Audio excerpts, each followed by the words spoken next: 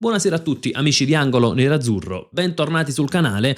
Le ultime in casa Inter tra un attacco alquanto gratuito a Christian Chivu, l'open bar di Como Inter, e anche qui c'è un errore fantoziano anche nelle spiegazioni, e delle novità di mercato, tra l'altro novità molto interessanti che riguardano Çalhanoğlu, Vicario e Muaremovic.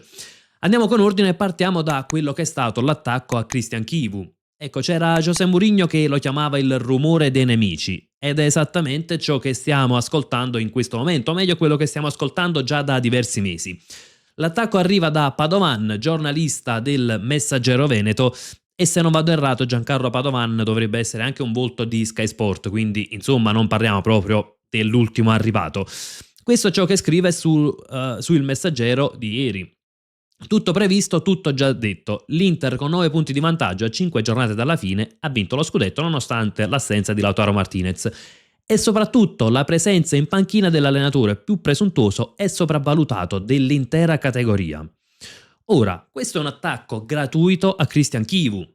Sì, forse probabilmente staranno dando fastidio le risposte di Chivu che non le manda a dire alla stampa, sia quando hanno parlato di un Inter in crisi, sia quando hanno parlato di un Bastoni bisognoso di un supporto psicologico e in ultima, insomma, con la battuta sulla qualificazione in Champions. Domenica sera ha detto: l'obiettivo nostro è la qualificazione in Champions, faccio come i miei colleghi, l'abbiamo quasi raggiunto. Però, insomma, da qui a farlo passare per l'allenatore più presuntuoso e sopravvalutato dell'intera categoria.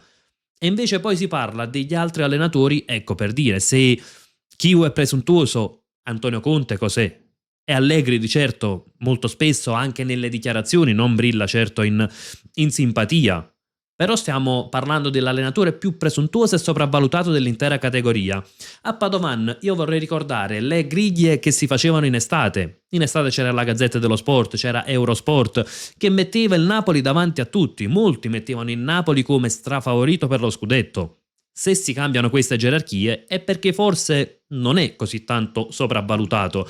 E sul presuntuoso, sinceramente, a me non sembra che sia più presuntuoso di Antonio Conte, per dirne una.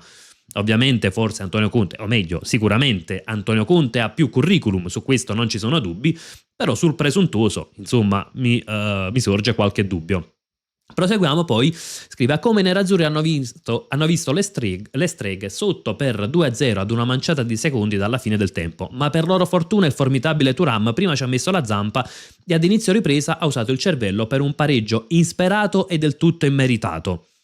Ora, perché si parla di per loro fortuna Thuram ci ha messo la zampa? Quando ci sono altri allenatori che vincono si parla di miracoli, anzi forse ancora oggi il Napoli secondo in classifica si parla come di un biennio stratosferico da parte del Napoli, da parte di Antonio Conte, quando in realtà è un biennio anche ricco di investimenti anche sbagliati in realtà, alcuni proprio su idea di Conte per esempio, però ci sono sempre delle narrazioni differenti e occhio perché poi il prosieguo dell'articolo è peggio ancora. Perché Padovan scrive: siccome poi la fortuna spesso assiste ai mediocri, Chivu si è ritrovato in mano 3 punti decisivi per lo scudetto grazie a Dumfries, l'uomo che stava per sostituire. L'olandese non solo ha siglato il sorpasso ma ha suggelato il successo con una doppietta, rendendo inutile l'assalto finale del Como, 3-4 il finale. Ora, innanzitutto dire che Chivu viene solo graziato dalla fortuna. Insomma, un allenatore che ad inizio anno dicevano fosse completamente inesperto, fosse incapace praticamente, perché insomma la narrazione era quello che fosse incapace di guidare una squadra che puntava al titolo, si trova a +9 a 6 giornate dalla fine, di certo non è solo fortuna. E per di più l'assalto finale del Como, vorrei ricordare al caro Padovan, parte da un rigore inesistente. Leggiamo poi ancora: il calcio è strano, nessuno può eccepire sulla legittimità del titolo dell'Inter, squadra più forte con l'organico più forte. Ecco, squadra più forte lo è diventata, a me sembra più che in questo caso stiamo parlando della squadra più brava, quella che è stata più brava in campo, perché in estate l'organico sembrava nettamente superiore a quello del Napoli, che faceva un calciomercato con giocatori già pronti, un calciomercato per allungare la rosa e per dare a Conte quello che serviva.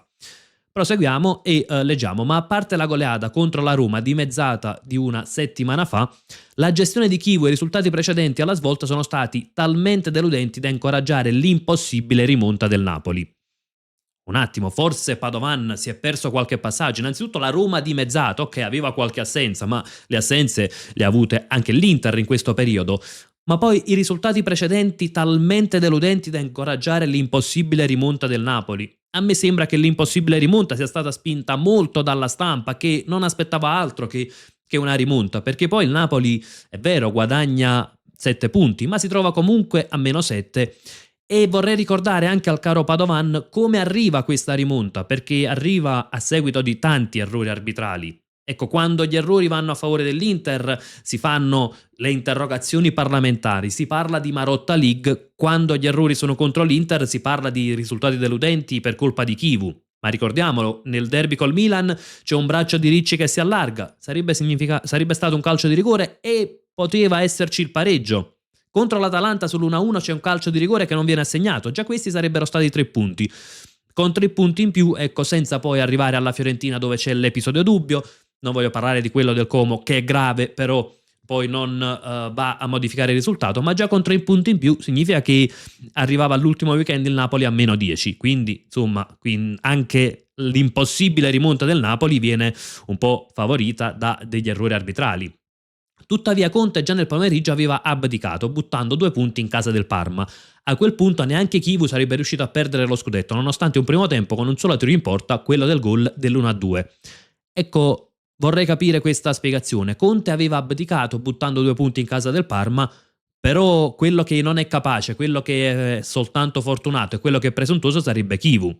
Insomma, ancora una volta si fa una narrazione che è completamente distorta da quella che è la realtà dei fatti, perché la realtà dei fatti dice di un allenatore, Christian Chivu, che avrà sicuramente da migliorare, su questo non abbiamo alcun dubbio, però un allenatore che arriva in estate in una situazione che la stessa stampa diceva fosse disastrata, una squadra che praticamente era arrivata al capolinea, una situazione molto difficile da gestire e dove l'allenatore non era all'altezza, con un mercato che insomma non ha dato a Chivu quello che aveva chiesto. Tutti mettevano il Napoli favorito per lo scudetto. Oggi, se l'Inter ha fatto questo cammino, è anche per grande merito di Christian Chivu. Il problema però è che ancora una volta il giornalismo vero non esiste più, perché il vero giornalismo dovrebbe fare informazione e l'informazione la si fa in maniera imparziale. Quando un giornalista va a scrivere su un quotidiano che quell'allenatore è presuntuoso, è soltanto fortunato, insomma è un allenatore sopravvalutato, questa non è più informazione imparziale, questo è idea personale e voler denigrare un allenatore, una persona in primis, e per me questo non è più giornalismo. Passiamo oltre e andiamo anche all'open VAR di Como Inter. Il dialogo era abbastanza prevedibile. L'arbitro dice fallo fuori area, il VAR dice controllo l'APP, quindi tutta l'azione, perché il contatto è dentro l'area di rigore. Aspetta un attimo, controllano dentro fuori, dice l'arbitro. Allora Davide, ti confermo che è calcio di rigore perché il punto di contatto è dentro l'area. E a Open VAR Tommasi, appunto componente della commissione degli arbitri, fa una precisazione, insomma, che Massa si trova a gestire una situazione problematica, sembra che Bonni colpisca Nico Paz, in realtà Bonni si oppone soltanto al tiro, e che Aureliano e Magioni in sala VAR commettono il grave errore, perché controllano soltanto il punto di contatto, non guardano l'altra telecamera per valutare il contatto. Occhio, questo è un errore che secondo me è gravissimo, non tanto l'arbitro in campo, perché può essere un po', ecco, può aver visto qualcosa di scorretto, insomma, a velocità reale, può essere ingannato, ecco, a velocità naturale, perché un po' tutti abbiamo avuto quella sensazione che Bonni scivolata prendesse il piede di Nico Paz.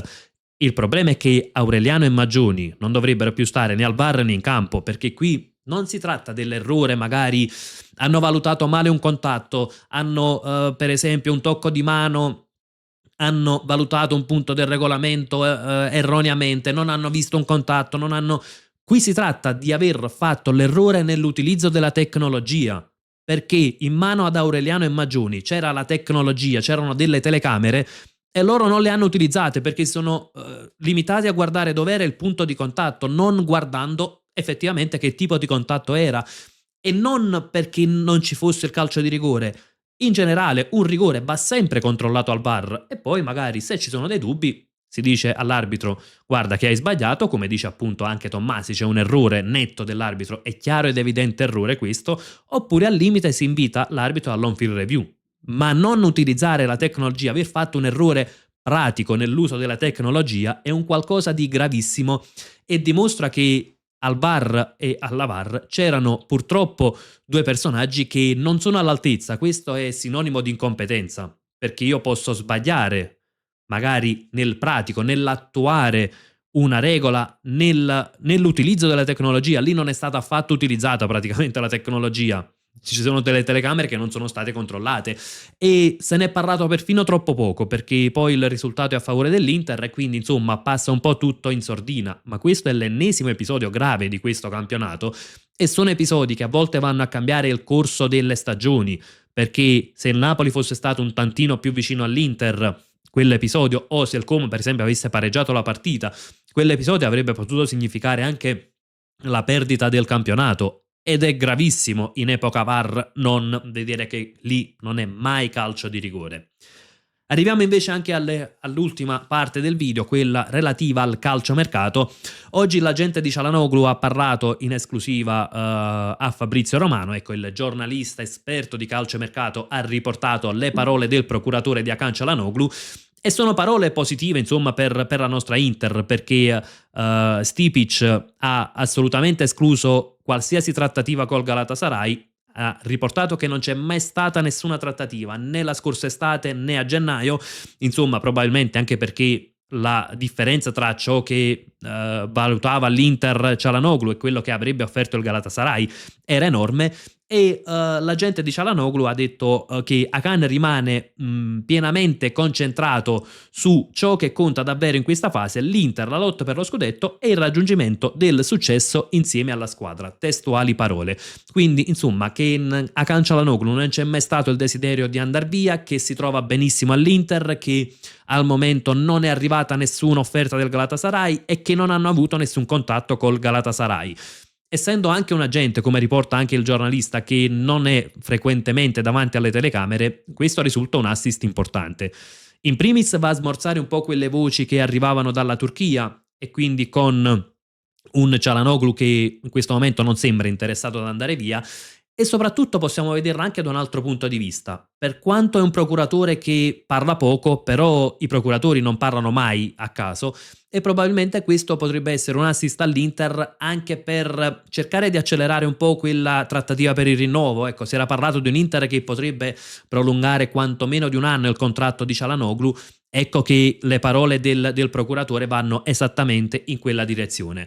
Considerando che è un calciatore molto difficile da sostituire, che è un calciatore ancora oggi fondamentale per l'Inter e che a Milano dovrebbe tornare Stankovic, quindi un giovane che può crescere ulteriormente accanto a Çalhanoğlu, sono parole decisamente che io definirei al miele per i nostri colori. Chiudiamo anche con i nomi che invece sarebbero nuovi acquisti. Uno è quello di Vicario e secondo quanto viene riportato Oc3 avrebbe dato l'ok a procedere per l'ingaggio di Vicario, quindi si ragionerebbe su un contratto di 4 anni, viene riportato dal giornalista Guarro la notizia, quindi insomma Vicario è sempre più vicino all'Inter da quanto si legge in questi ultimi giorni. Anche qui per me, idea mia personale e gusto personale, è una notizia assolutamente positiva perché rappresenterebbe un grande salto di qualità per l'Inter. Per quanto riguarda invece Mouremovic, sembra che sia il calciatore ormai designato per rinforzare la difesa dell'Inter e nelle ultime ore viene riportato che l'Inter vuole chiudere l'operazione già prima del mondiale, naturalmente per non rischiare che magari ottime prestazioni al mondiale possano far lievitare il prezzo. Il difensore 23enne è stato individuato come il rinforzo ideale per potenzialità già immediate, ma anche per quello che, ecco, per le qualità immediate e per quelle potenziali, per quanto può crescere, naturalmente essendo giovane. È un difensore che ha mostrato affidabilità e io aggiungerei è anche un calciatore che può adattarsi sia al contesto della difesa a 3 sia alla difesa a 4, che occhio, secondo me quella, ecco, visto come sta agendo l'Inter sul mercato, anche nella ricerca magari di un centrale come Mouremovic, visto che comunque se ne è parlato più volte, secondo me una mezza idea di provare anche quel sistema di gioco e c'è probabilmente nell'ambiente Inter e nelle idee di Christian Chivu. Sarebbe comunque un buon acquisto, ovviamente non si parla ancora di cifre, ma dovrebbe essere intorno ai 30 milioni. Quindi bene così, delle notizie positive accanto invece a quelle che sono i soliti attacchi mediatici all'Inter. Aspetto anche le vostre considerazioni nei commenti, sia sull'attacco del giornalista Padovan, sia su, insomma, questo ennesimo episodio scandaloso di Open Bar e naturalmente anche su quelle che sono le ultime di calciomercato. Come dico spesso, confrontiamoci nella sezione apposita e come sempre invece io vi lascio con un gran bel Forza Inter.